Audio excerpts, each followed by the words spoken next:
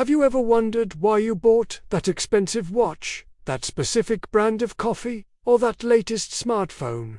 You might think it was a rational choice. But what if I told you that you were gently nudged, even manipulated, into making that purchase?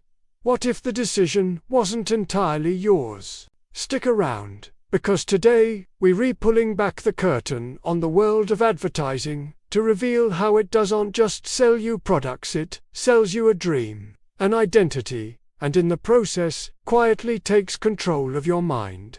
Let us start with a fundamental truth that the advertising industry is built upon. They don't sell products, they sell identity. Think about it. When you see a commercial for a luxury car, are they really just showing you a mode of transportation? No, they're selling you an image of success, power, and prestige.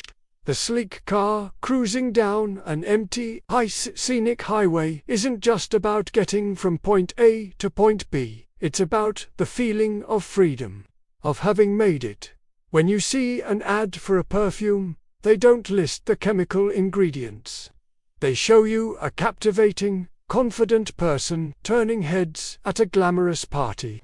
They're selling you allure, desirability, and social acceptance. Every advertisement you encounter is a carefully crafted story, and you are invited to be the hero. But there's a catch. To become that hero, the successful professional, the desirable partner, the cool trendsetter, you need to buy the product. The ad creates a gap between who you are now and who you could be. It subtly points out a perceived lack in your life, a lack of confidence, a lack of belonging, a lack of excitement, and then presents their product as the magical bridge to close that gap. You're not just buying a soft drink. You're buying happiness and friendship, symbolized by a group of attractive young people laughing on a beach. You're not just buying athletic shoes. You're buying the spirit of an athlete, the grit and determination to just do it. They are selling confidence, belonging, and social approval, all cleverly disguised as tangible objects. This brings us to a chilling revelation. You're not consuming products, they're consuming you. This isn't just a clever turn of phrase. It's the core of the business model. Your attention, your desires, your insecurities, and your aspirations are the raw materials that fuel the multi-trillion-dollar advertising industry. They study you, analyze your online behavior, track your purchases, and build a psychological profile to understand what makes you tick. They know what you fear and what you crave. And they use this knowledge to engineer desires for things you never even knew you wanted. The goal is to keep you in a constant state of wanting. As soon as you buy one thing, a new ad pops up showing you the next must-have item, the upgraded version, the accessory you need to complete the set. It's a never-ending cycle. You might think you're immune to this. You're a smart, logical person who makes decisions based on facts and needs. Well, the science says otherwise. A 2022 study published in the Neuromarketing Journal found something truly astonishing. When participants were shown ads for powerful, aspirational brands, the parts of their brains that lit up were the same regions associated with religious belief and addictive behaviors. Let that sink in. Your brain can react to a brand logo with the same neurological fervor as it does to deeply held spiritual beliefs or a craving for a substance. This is no accident. Advertisers have spent decades and billions of dollars perfecting the art of bypassing your rational mind and speaking directly to your emotional core. Further research confirms this, showing that a staggering 74% of all purchasing decisions are driven primarily by emotion, not logic. We buy because of how a product makes us feel, or how we believe it will make us feel. Logic is often just the after-the-fact justification we tell ourselves to feel good about the emotional choice we've already made. This whole system is designed to create a reality where your desire is constantly engineered.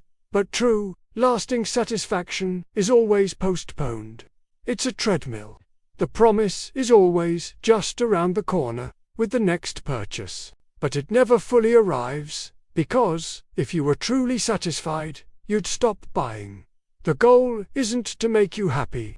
It's to make you believe that happiness is something you can purchase. The modern world has become a grand stage where they program your desires and then have the audacity to call it freedom of choice. You're free to choose between dozens of brands of soda, all owned by 2 or 3 parent companies. You're free to choose which smartphone will make you feel more connected and productive.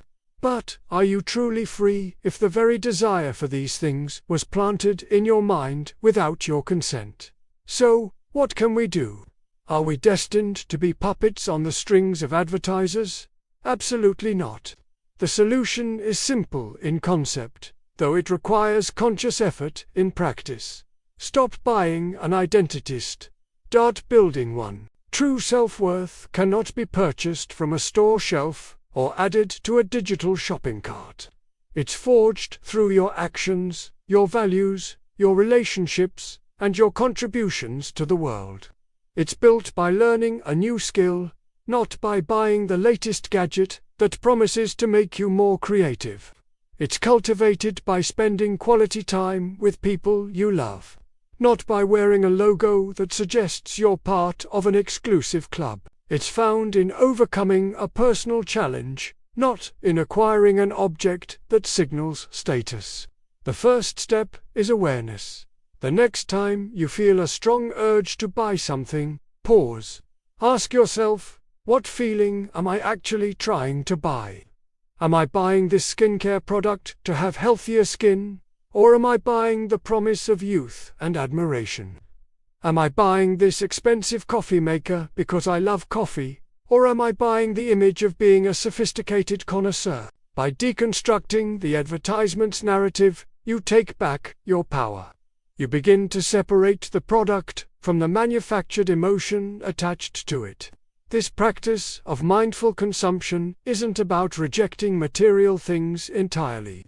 It's about ensuring that you own your possessions, and they don't own you.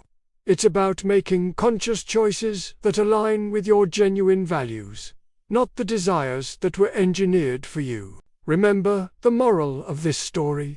They program your desires and call it freedom. True freedom isn't the ability to choose between brand A and brand B. True freedom is the ability to look at both, understand the psychological game being played, and have the power to choose yourself instead. It's the freedom to define your own identity, to find your own happiness, and to live a life that is authentically yours, not one that has been scripted for you by a marketing team. Build a life so fulfilling that no product can promise you a better one. Thank you so much for joining me on this deep dive. I hope this gives you a new lens through which to see the world around you. If this resonated with you, please hit that like button and subscribe for more content that challenges the way we think. I'd love to hear your thoughts in the comments below. What as a purchase you realized was more about identity than need? Stay curious, stay mindful, and I'll see you in the next video.